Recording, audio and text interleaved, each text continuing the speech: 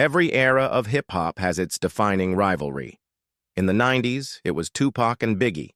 In the 2000s, it was Jay-Z and Nas. But in today's generation, the conversation shifts to two names that dominate both the streets and the charts: Kendrick Lamar and Drake. One is a lyrical genius, a poet from Compton who tells stories with surgical precision. The other is a global superstar from Toronto, capable of turning almost anything into a chart-topping anthem. Together, they represent two sides of hip-hop's future. And for more than a decade, fans have been debating who truly sits on rap's throne. Drake's story begins in the late 2000s. Coming from Toronto, Canada, he already stood out in an American-dominated rap scene. What made him unique was his versatility. He could rap with intensity, but also sing hooks that stuck in people's heads. His mixtape So Far Gone in 2009 was the turning point. Suddenly, Drake wasn't just another rapper, he was a superstar in the making. With hits like Best I Ever Had, Drake proved he could make music that resonated far beyond hip-hop. By the time he signed with Lil Wayne's Young Money and released albums like Thank Me Later and Take Care, Drake had become the voice of a generation. He wasn't just rapping, he was shaping culture. Every album release felt like an event. Every single broke records. And year after year, Drake built an empire based on mainstream dominance. Meanwhile, in Compton, California, a very different kind of rapper was emerging. Kendrick Lamar started out under the name K-Dot, honing his craft in the underground scene. But when he dropped Section .80 in 2011, people began to realize he wasn't just another rapper, he was a storyteller, a prophet in rap form. Kendrick's breakthrough came with Good Kid, M.A.A.D. City in 2012. This wasn't just an album, it was a cinematic journey through his life in Compton. Critics hailed it as one of the greatest hip-hop albums of its era. And unlike Drake, Kendrick wasn't chasing radio hits. He was chasing authenticity, truth, and art. By 2015, when To Pimp a Butterfly dropped, Kendrick cemented himself as a once-in-a-generation lyricist.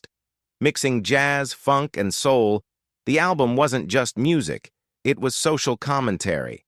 And when he won the Pulitzer Prize for Damn, in 2018, Kendrick achieved something no rapper had ever done before.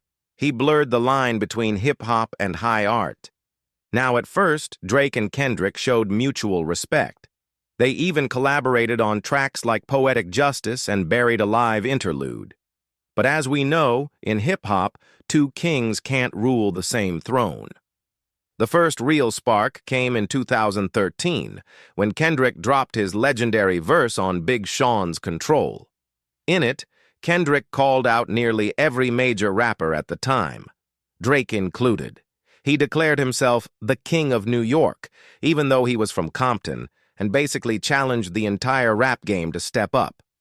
Drake responded in interviews, brushing it off, saying Kendrick was competitive but not scary.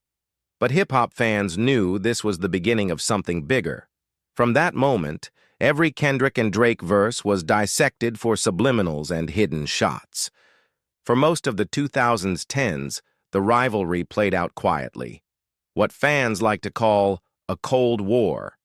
There were no direct diss tracks, but plenty of subliminals. Drake, with albums like Views and Scorpion, continued to break streaming records and dominate radio. He became the most streamed artist of the decade. Kendrick, on the other hand, dropped fewer projects, but each one hit like a cultural earthquake. On The Heart Part 4, Kendrick rapped, "Tiptoeing Around My Name, You Lame," which many fans thought was aimed at Drake. Meanwhile, Drake had lines in tracks like The Language and Tuscan Leather that fans believed were subtle digs at Kendrick. Neither artist confirmed the shots, but that's the beauty of this rivalry. It's not about blatant disses, it's about who can outdo the other in legacy, lyricism, and cultural impact.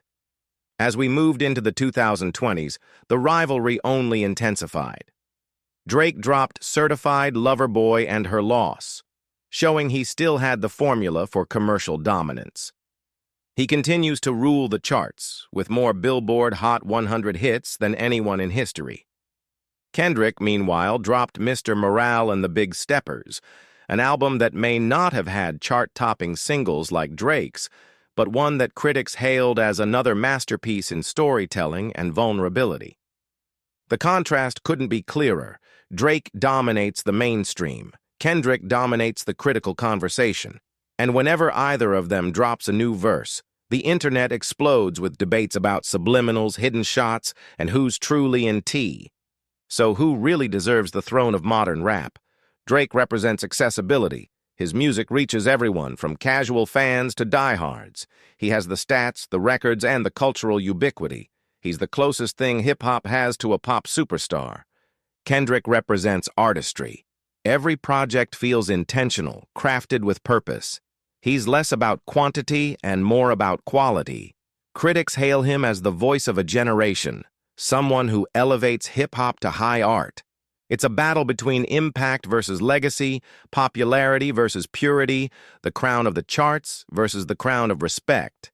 In the end, the rivalry between Kendrick Lamar and Drake is more than just two rappers throwing subliminals. It's a reflection of hip-hop itself, its dual nature as both an art form and a global business. So I'll leave the question to you.